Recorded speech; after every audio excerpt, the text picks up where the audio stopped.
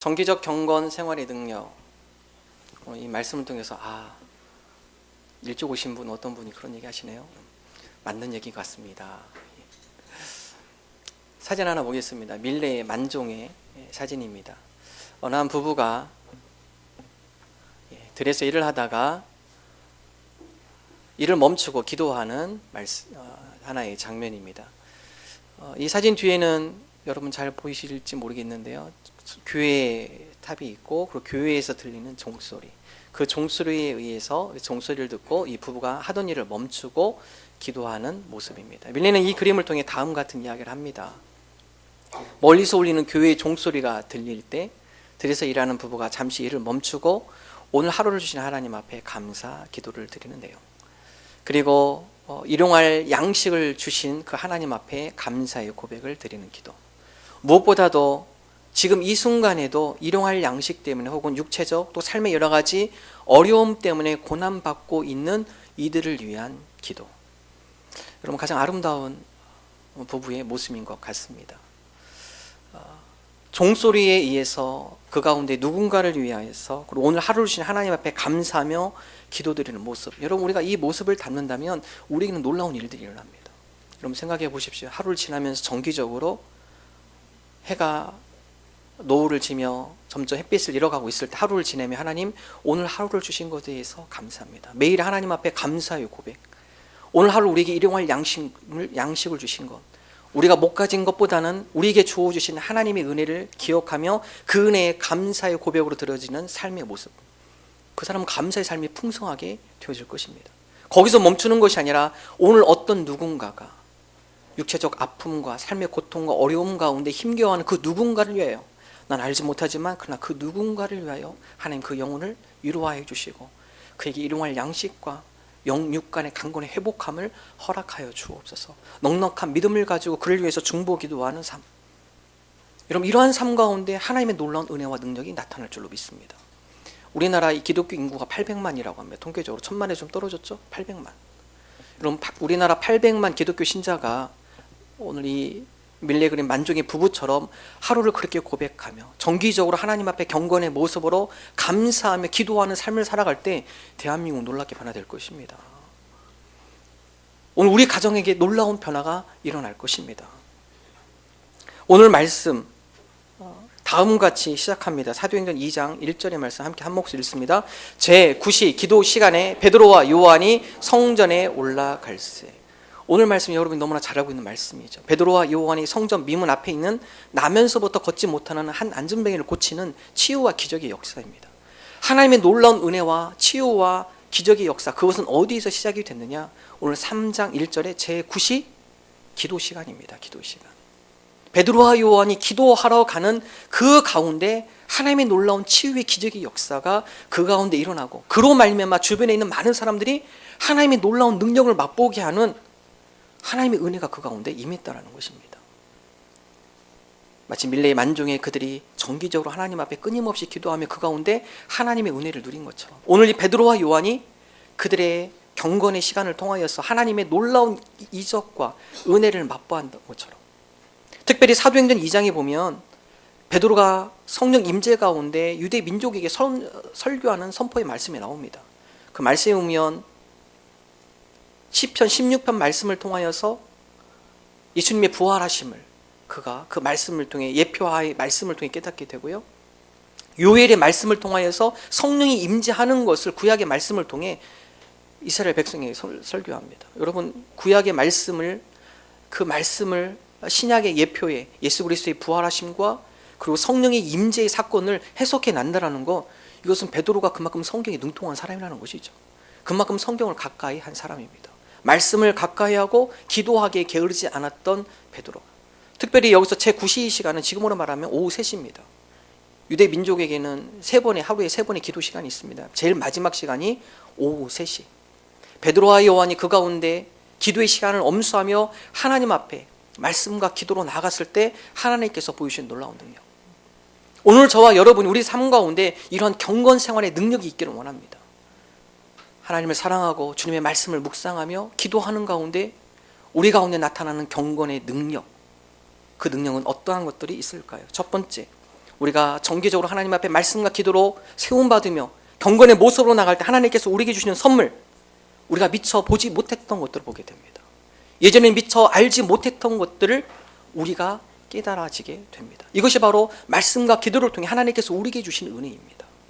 오늘 특별히 사도행전 3장 4절의 말씀 함께 한 목소리 읽겠습니다. 베드로가 요한과 더불어 주목하여 이르되 우리를 보라 하니. 베드로와 요한이 주기적으로 정기적으로 예루살렘 성전에 기도하러 올라갔습니다. 그러나 다른 날은 잘 보이지 않았습니다. 다른 날에는 성전 미문에 앉아있는 그 사람이 보이지 않았다라는 것입니다. 여러분, 그 사람은 나이가 40세, 주변에 있는 사람들이 그를 데려다가 성전 앞에 데려다 놓았죠. 그리고 매일마다 성전을 오고 가는 사람들, 아무래도 성전에 오는 사람들이 마음에 긍휼의 마음, 선한 마음을 갖고 이 성전을 찾으니까 그들에게 구걸하면은 좀 더 많은 구걸을 얻을 수 있을 거야, 이런 생각에 사람들이 그곳에 데려다 놨습니다.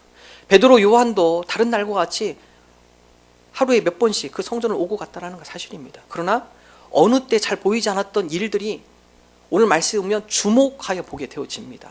특별히 여기서 쓰고 있는 헬라어 단어는 아테니조라는 단어를 씁니다. 이 단어는 세밀하게 관찰하여 자세히 살펴보다. 다른 날은 잘 보이지 않았던 것들이에요. 베드로와 요한이 그 나면서부터 걷지 못한 그에게 하나님의 은혜와 영광이 임할 그 때를 베드로와 요한이 포착하게 됩니다.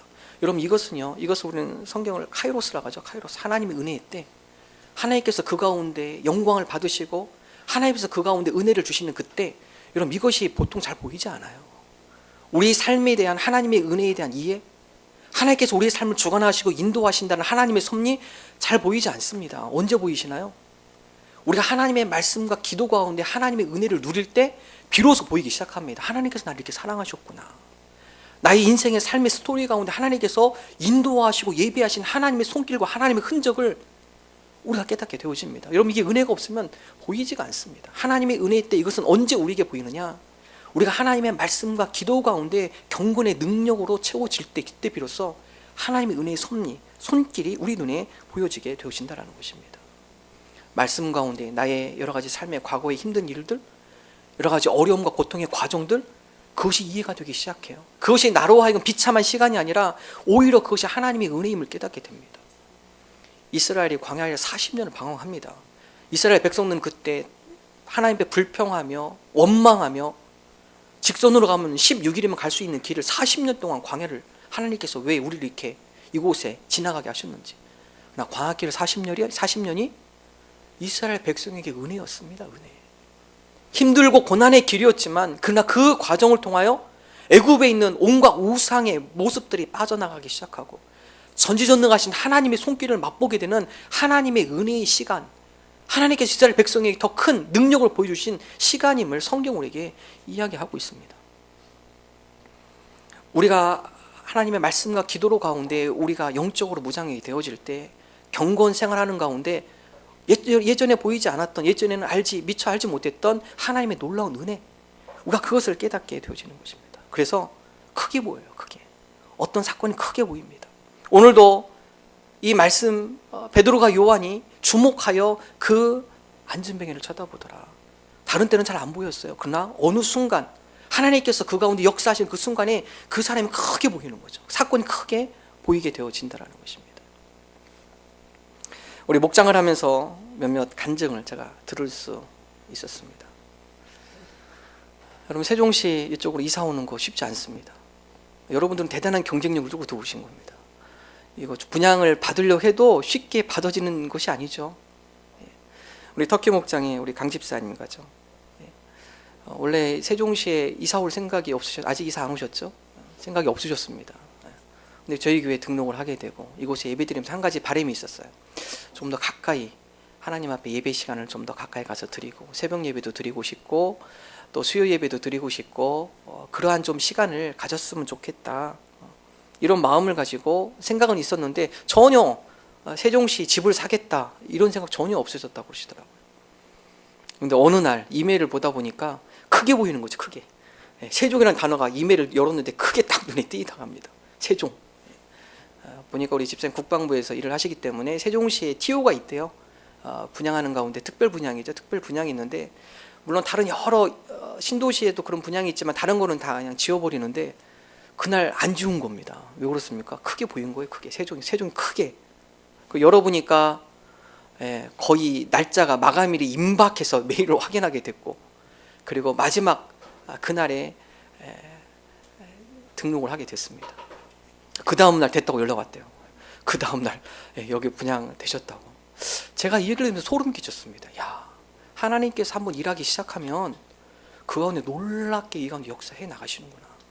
하나님께서 그 가운데 주관하실 때 우리가 미처 생각하지 못한 일들 우리 눈으로 하여금 크게 잘 보이게 하시고 그거로 하여금 하나님께서 계획하시고 인도하시는 하나님의 놀라운 손길 그것을 우리가 깨닫게 되는구나. 딘디 목장 어제 목장 모임하면서 집사님 그 얘기 하시더라고요. 우리 목자 가정 계룡시에서 이사 오셨어요. 계룡시 이사 오니까 여러분 다른 도시가 많이 힘들죠. 계룡시에서 살다가 이사 오니까 계룡시 집이 잘 안 팔린대요. 시간이 가면 갈수록 세종시는 올라가는데 계룡시는 자꾸 떨어져요. 추락합니다. 생각한 그 이하로 계속 또 떨어집니다. 지난주 목장 야외에 가셔가지고 그 고민 얘기하셨대요. 세종시 이사 오고 나서 계룡시 집이 부동산에서 전화가 안 온대요. 전화가 그렇게 내놓은 지 오래돼도 전화가 안 온대요. 지난주 그런 얘기 하셨거든요. 근데 그 주간에 여러분 뉴스 보셨습니까? 이케아가 계룡으로 온다는 얘기 보셨습니까? 이케아가 계룡으로 들어온대요. 그 집사님 집이요 계룡에서 300m 딱 보인대요. 이케아가 들어오는 집이 딱 보인대요. 그러니까 전화가 온대요. 전화가 오더래요. 물론 그 전부터 하나님께서 계획하신 거겠죠. 우리가 여러 가지 삶 가운데 이게 왜 잘 안 될까? 이거 왜 이렇게 어려움으로 이게 뭔가 풀리지 않을까 생각할 수 있어요. 그러나 여러분 믿으십시오. 하나님께서 여러분을 향한 선한 계획을 갖고 계십니다. 하나님께서 여러분의 모든 삶의 과정들을 인도하고 다 예비하고 계십니다. 이게 언제 보이나요? 우리가 말씀과 기도로 우리의 영성이 우리가 경건으로 무장되어질 때 비로소 하나님의 은혜가 보이기 시작합니다. 하나님께서 나를 이렇게 사랑하셨구나. 하나님께서 우리 가정을 이렇게 인도하셨구나. 그때는 참 힘들고 어렵고 고난의 시기였지만 지나고 보니까 하나님의 예비하심과 인도하심의 과정이었어요. 이것이 언제 보이느냐? 하나님의 말씀과 기도 가운데 우리가 영적으로 무장되어질 때 그때 비로소 우리가 주목하여 아테니소 하나님의 선하신 역사 하나님께서 우리를 주목하여서 우리에게 이루어 가시는 하나님의 놀라운 은혜의 손길 여러분 그때 보이기 시작합니다. 오늘 저와 여러분이 하나님의 말씀과 기도 가운데 우리가 정기적인 우리의 경건 생활을 통하여서 하나님께서 우리를 향한 하나님의 놀라운 일들을 우리가 주목하여 보기를 원합니다. 그 하나님의 은혜를 우리가 깨닫기를 원합니다. 우리를 향한 하나님의 선하심의 역사를 우리가 믿음으로 고백하기를 소망합니다. 우리가 이러한 믿음의 경건의 생활 가운데 또 보이는 것이 있어요. 예전에는 잘 안 보여요. 나의 허물이 보이기 시작합니다. 사형리는 이것을 아주 잘 표현을 하고 있죠. 한번 그림 볼까요? 사형리. 우리가 믿기 전의 모습과 믿음 이후의 우리의 삶의 모습을 그림으로 잘 보여주고 있습니다. 믿기 전에는 내가 주인입니다. 내 인생에 내가 주인이에요. 내 인생에 내가 주인이기 때문에 내 마음대로 하게 되는 거죠. 그러다 보니까 질서가 안 잡힙니다. 우리가 온전하지 못하잖아요. 우리가 이리저리 많이 흔들릴 때가 많이 있잖아요. 내가 내 주인 됐을 때는 주변이 혼란스럽습니다. 그럴 때는 어떤 현상이 일어나냐? 나는 다 맞는데 저 사람은 다 틀려. 남에 대한 눈에 있는 조그만 티는 그렇게 잘 보여요. 자기 눈 속에 있는 막 들보 이만한 기둥들은 전혀 안 보입니다. 이것이 믿기 전에 우리의 모습이에요. 근데 우리가 말씀과 기도 가운데 깨달아지는 것, 저 사람보다 내 속에 있는 이 들보가 보이기 시작하죠. 들보. 내가 저 사람에게 어마어마한 상처를 주고 살았구나. 내가 저 사람에게 정말 안 좋은 이야기를 했구나. 내가 너무나 교만과 자존심을 세우며 내가 살아갔구나. 그래서 예수님을 믿은 이후 우리가 말씀과 기도 가운데 우리 삶 가운데 주인을 예수님으로 주인으로 삼는 삶의 모습, 믿음 후의 모습 어떻습니까? 나의 주인은 내가 아니라 예수님께서 나의 주인이 되어주시는 거죠. 그리고 나는 그 밑에서 주님께 순종하는 모습. 여러분 그럴 때 우리의 시각의 변화가 일어납니다. 예수님의 시선을 우리가 갖게 되는 거죠. 예수님의 시각을 갖게 됩니다. 예수님의 마음을 우리가 품게 되어집니다. 여러분 이것이 그냥 되어지는 것이 아니라 말씀과 기도를 통해 주님을 묵상하고 우리가 예수님의 마음을 품게 해달라고 주님 앞에 기도하며 나갈 때 주님께서 우리 마음 가운데 좌정하시고 우리 인생의 주인이 되어 주신다는 것입니다. 그래서 그때 우리의 사고가 바뀌는 거죠. 예수님의 시선으로 다른 사람을 보게 되고, 예수님의 생각을 가지고 이해하게 되고, 예수님의 마음을 가지고 그에게 다가가게 되어지는 놀라운 변화의 역사. 어느 분이 그래요. 제가 서울에 있었을 때 해화 대학로 있습니다. 거기 다 젊은이들이 많잖아요. 사람 참 많습니다. 근데 목사님, 이렇게 임신하신 분이 왜 이렇게 많아요? 저는 보면서 제가 전혀 아무리 봐도 저 모르겠어요. 여자분인데 임신한 분이 왜 이렇게 많아요? 왜 그럴까요?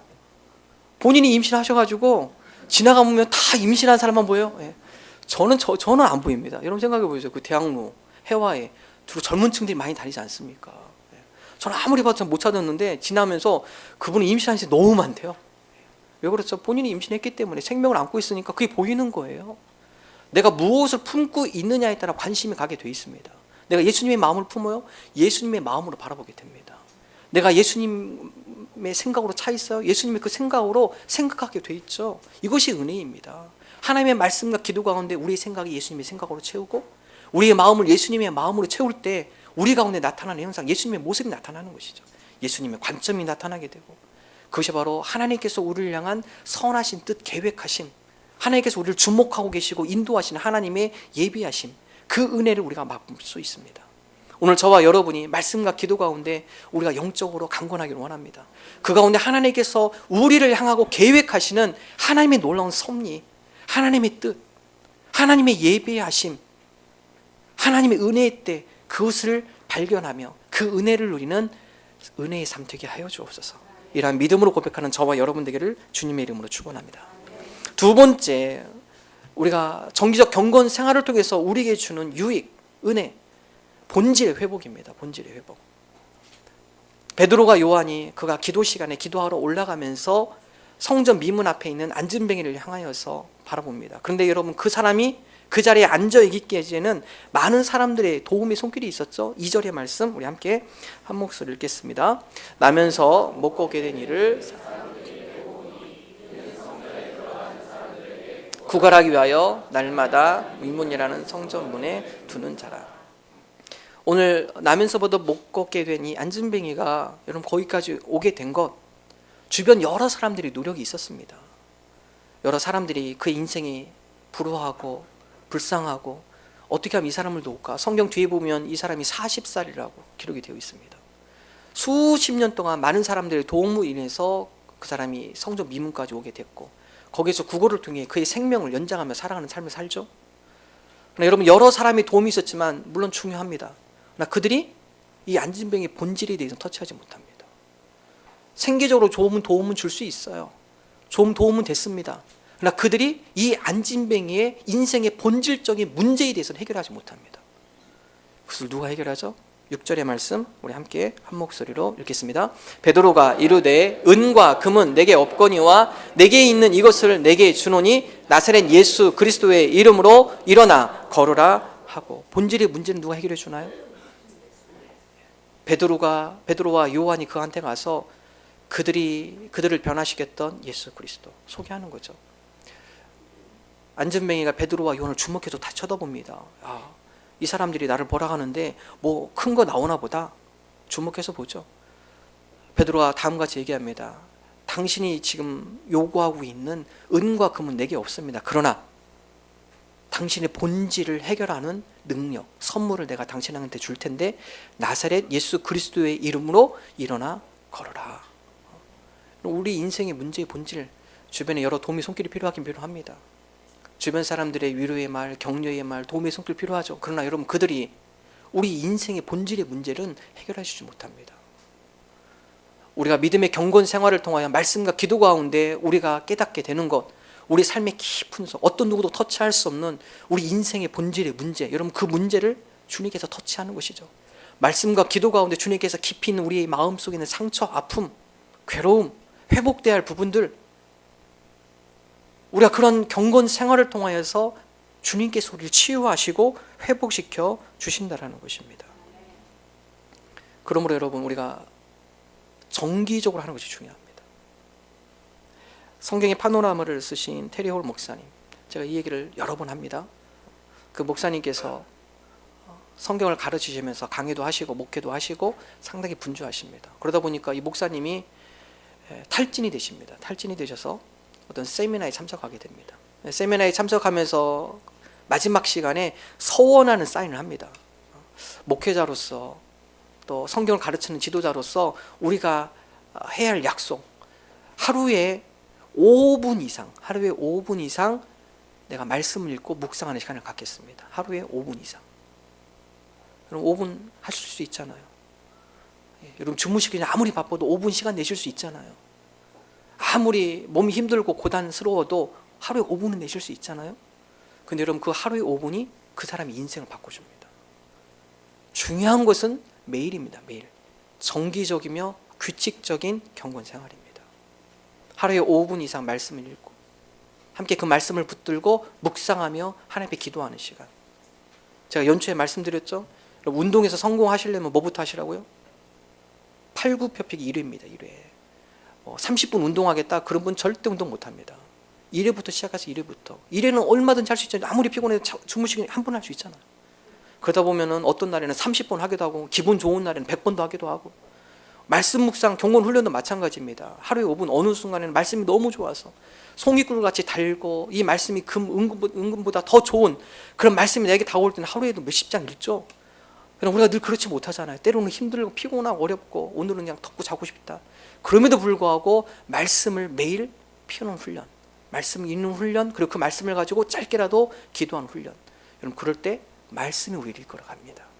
말씀이 우리 삶을 인도해주고 말씀 가운데 우리가 선명한 기준이 잡히게 되고 그 말씀이 우리를 붙들어 준다는 사실입니다. 이것이 바로 경건 생활의 유익입니다. 생명의 삶, 어떤 한 성도님이 생명의 삶의 다음과 같은 오늘 사도행전 3장 6절의 말씀을 읽고 다음과 같은 적용을 썼습니다. 한번 제가 읽어드리도록 하겠습니다. 은금을 소유하지 않고도 천하를 다 가진 것처럼 당당히 예수 그리스도를 선포하는 베드로의 믿음이 부럽다. 예수님을 구주로 믿고 있는 내게 그 이름의 권세가 동일하게 주어졌음에도 그 이름으로 선포하기를 주저하는 나의 믿음 없음이 부끄러워진다. 며칠 전에 감기 기운이 있는 남편을 위해 약을 찾는데 어린 딸이 엄마 약 안 먹어도 괜찮아요 라고 했다. 그러더니 아빠를 위해 손을 얹고 기도해 주는 것이 아닌가. 나사렛 예수 그리스도의 이름으로. 그 순전한 믿음이 감사해서 남편은 딸 아이의 말을 따랐다.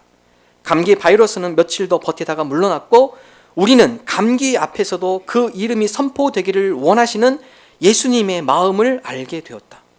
앞으로 어떤 문제를 만나든 예수 그리스도의 권세 있는 이름을 앞세우는 가정이 되겠다. 그럼 매일 정교적인 말씀 묵상 가운데 적용이 되는 거죠. 예수 그리스도의 능력, 이미 성경이 이러한 은혜와 능력을 우리에게 주신다고 약속하신 주님, 여러분 감기뿐만 아니라 앞으로 우리 삶 가운데 우리 가정 가운데 어떤 문제를 만나든 예수 그리스도의 은혜의 능력을 우리가 붙들고 나가겠습니다. 말씀의 적용의 능력이에요. 적용의 능력입니다. 여러분 우리의 본질이 회복되기 위해서는 사람의 힘이 되지 않습니다. 책 중에 보니까 내 몸에 독소 내보내기, 몸의 건강을 위해서는요 우리 몸에 독소를 먼저 내보내야 한다고 그래요. 우리 몸에 나쁜 쓰레기들, 음식에 여러 가지 안 좋은 것들, 여러분 그것을 잘 배출을 하고 내보내고 새로운 것을 채울 때 우리 몸이 건강해진다고 합니다. 제가 몇 분 성도님들한테 좀 얘기를 나눴습니다. 제가 이 책을 읽고 실험을 해봤습니다. 한 5달을 제가 해봤습니다. 그래서 새벽 4시부터 오전 11시까지 이 시간대는 배출의 시간이기 때문에 가능하면 음식을 먹지 마십시오. 저는 여태까지 아침을 거른 적이 없습니다. 아침, 점심, 저녁 늘 3끼를 꼭 먹었거든요. 근데 그 책을 읽으니까 한번 테스트를 해보자. 그래서 5달 해봤습니다. 아침에 사과 1개, 그리고 야채. 그럼 새벽 4시부터 11시까지요. 사과 1개하고 야채를 버티려면요. 11시 되면 막 해롱해롱합니다. 어지럽고, 말씀 전하기도 힘들고, 어렵습니다. 근데 하니까 변화가 나타나요. 첫 번째는 피부가 좋아집니다. 여성분들 화장품 비싼 거 살 필요 없어요. 아침에 그렇게 한번 해보세요. 피부가 너무 좋아집니다. 두 번째, 살이 저절로 빠져요. 살이 빠집니다. 그리고 건강 회복이 되어져요. 좋습니다. 보니까 우리 몸속에 있는 안 좋은 것들을 내보낼 때 우리 몸이 조화가 이루어지고 가벼워지고 건강이 회복되어지기 시작하죠. 거기서 끝나면 안 됩니다. 좋은 것을 채워 넣어야 돼요. 신선한 것을 채워 넣어야 합니다. 우리 육체의 건강 가장 기본은요, 우리 속에 있는 안 좋은 것들을 내보내는 것, 그리고 좋은 곳으로 바꿔주는 것. 그럴 때 우리 혈액이 깨끗해지고요, 혈액이 깨끗한 혈액이 우리의 장기들로 하여금 원활하게 운동하게 하고요, 그로 말미암아 우리 몸이 회복이 되는 것이죠. 우리의 신앙의 건강도 마찬가지입니다. 여러분, 하루에 얼마나 많은 안 좋은 생각들 품고 사세요? 얼마나 안 좋은 죄악된 마음들 품고 살아갑니까? 우리의 언어와 행동이 하나님 보시기에 부끄러운 것들이 우리 삶 가운데 얼마나 많이 있습니까? 제일 중요한 거, 그것을 내보내셔야 돼요. 안 좋은 생각을 자꾸 내보내셔야 돼요. 우리를 하면 자꾸 떠오르는 안 좋은 생각, 안 좋은 마음들 어떻게 내보내시겠습니까? 오늘 성경 우리에게 말을 하죠. 나사렛 예수 그리스도의 이름으로 명하노니. 우리 한번 기도문 읽어볼까요? 함께 기도문 읽어보겠습니다. 주여, 저의 범죄함과 게으름과 타협들을 용서해 주옵소서. 지금까지 저를 넘어뜨려 온 모든 어두움의 세력들을 성령의 능력과 예수 그리스도의 이름으로 물리쳐 주옵소서. 저를 주의 보혈로 깨끗게 하시고 성령의 충만함을 주옵소서. 우리 마음속에 있는 죄악의 독소들, 죄악의 쓰레기들, 우리 생각을 지배하고 있는 여러 가지 타협들, 우리의 손과 발을 게으르게 만드는 여러 가지 게으름들, 성경 우리로 하여금 예수 그리스도의 이름의 능력으로 몰아내라고 말을 하고 있습니다. 오늘 저와 여러분이 우리 가운데 온전한 회복, 우리 힘으로 되지 않아요. 오늘 우리가 이 말씀에 의지하여 예수 그리스도의 이름으로 명하노니 네 속에 있는 죄악, 분노, 시기, 탐욕, 우상, 음란, 중독, 정신적인 질병들, 이 모든 것들은 예수 그리스도의 이름으로 명하니 여기서 떠나갈지어다. 여러분, 선포하십시오. 예수 그리스도의 이름의 능력으로 나갈 것을 성경 우리에게 말씀하고 있습니다. 바로 그러할 때 우리 가운데 그 믿음이 우리를 낫게 함을 성경이 이야기합니다. 사도행전 3장 16절 함께 한 목소리를 읽겠습니다. 그 이름을 믿음으로 그 이름이 너희가 보고 아는 이 사람을 성하게 하였나니 예수로 말미암아 난 믿음이 너희 모든 사람 앞에서 이같이 완전히 낫게 하였느니라. 베드로와 요한의 고백입니다. 우리들이 이 사람을 낫게 한 것이 아니라 우리는 단지 예수 그리스도의 능력의 이름을 힘입어서 선포했을 뿐이다. 우리는 단지 예수 그리스도의 능력을 의지하며 그분을 소개했을 뿐이다. 그분의 이름을 그에게 선포했을 뿐이다. 여러분, 그렇습니다. 예수 그리스도의 이름의 능력, 믿음의 능력, 우리 힘으로는 되지 않는 우리의 본질의 회복, 믿음의 능력이 우리 가운데 임할 때, 말씀과 기도 가운데 예수 그리스도의 능력이 우리 가운데 임할 때 우리가 예수님의 마음을 품게 되고 우리의 마음이 정결하게 되고 거룩하게 되어집니다. 그래서 기도, 하나님의 말씀 묵상, 이것은 우리를 성화시키는 과정입니다. 기도할 때요, 우리 속에 있는 잡생각들, 우리 속에 있는 여러 가지 주님이 기뻐하지 않는 생각들이 자연적으로 떠나가게 됩니다. 우리의 마음 가운데 하나님의 거룩한 마음이 품어지고 죄악된 마음이 자연적으로 쓸려나갑니다. 하나님의 거룩함으로 채워질 때 우리가 자연적으로 성화하게 되어지게 됩니다. 그래서 기도는 우리를 성화시킨다. 하나님의 말씀은 우리를 거룩히 한다.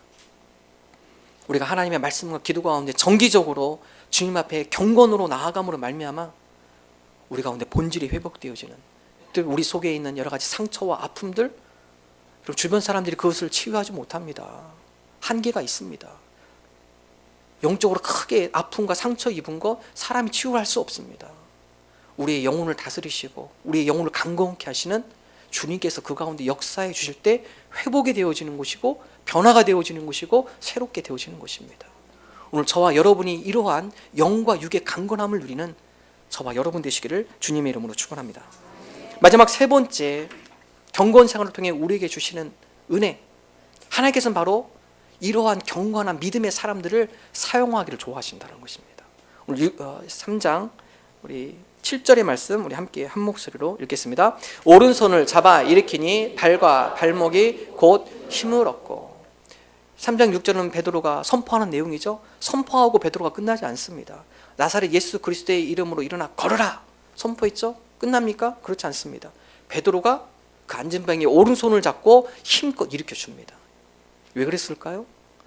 주님의 이름으로도 분명히 일어날 수 있는데 베드로가 손을 뻗쳐서 그의 손을 붙잡고 일어섰을 때 그 안전병이가 발과 발목이 힘을 얻었다. 하나님께서 하나님 나라와 하나님의 은혜를 우리에게 보여주는데 하나님이 우리를 사용하기를 원하신다는 것이죠. 왜 그럴까요? 우리에게 더 큰 믿음을 주시려고 합니다. 하나님의 놀라운 살아계심의 역사를 맛보며 우리로 하여금 더 큰 믿음의 소유자가 되기 위하여서, 더 큰 살아계신 하나님의 능력을 맛보기 위하여서 하나님은 오늘도 말씀과 기도 가운데 세워진 믿음의 사람을 사용하기를 원하신다는 것입니다. 요한복음 2장에 보면 가나 혼인잔치가 나옵니다. 예수님과 예수님의 어머니 마리아가 그 혼인잔치에 참여하죠. 포도주가 다 떨어졌습니다. 혼인잔치에 포도주가 떨어진 것은 손님들한테 예의가 아닙니다. 예수님의 어머니 마리아가 예수님께 와서 부탁을 합니다. 이미 포도주가 다 떨어졌는데 어떻게 하나? 그것을 왜 저한테 얘기합니까? 저하고는 상관이 없습니다. 그래도 이 가정을 불쌍히 여기고 이 가정 가운데 기적이 일어나면 좋겠어. 예수님께서 누구를 부르시죠? 하인들을 부릅니다. 그리고 6 항아리에 물을 가득 채우라고 하인들에게 명령합니다. 물론 예수님께서 다 하실 수 있죠. 그냥 빈 항아리에 포도주를 만드실 수 있습니다. 그러나 구태여 일부러 하인들을 불러서 물을 채우는 헌신과 섬김의 노력을 주님께서 요구를 하시죠. 왜 그럴까요? 하인들로 하여금 분명히 물이 들어갔는데 포도주로 바뀐 놀라운 기적을 직접 체험케 하기 위해서, 바로 그들의 손을 통해서 살아계신 하나님의 역사하심이 나타나기 위해서 그들을 불러 사용하신다는 사실입니다. 오늘도 하나님께서 믿음의 사람을 들어쓰기를 원하십니다. 살아계신 하나님의 능력을 보여주기를 원하십니다.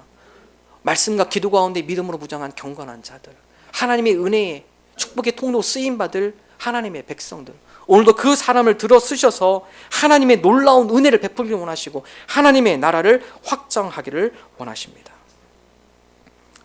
말씀과 기도의 경건 생활 가운데 하나님 우리를 얼마나 사랑하시는지, 하나님이 우리를 향한 인도하심과 예비하심을 깨닫기를 소망합니다.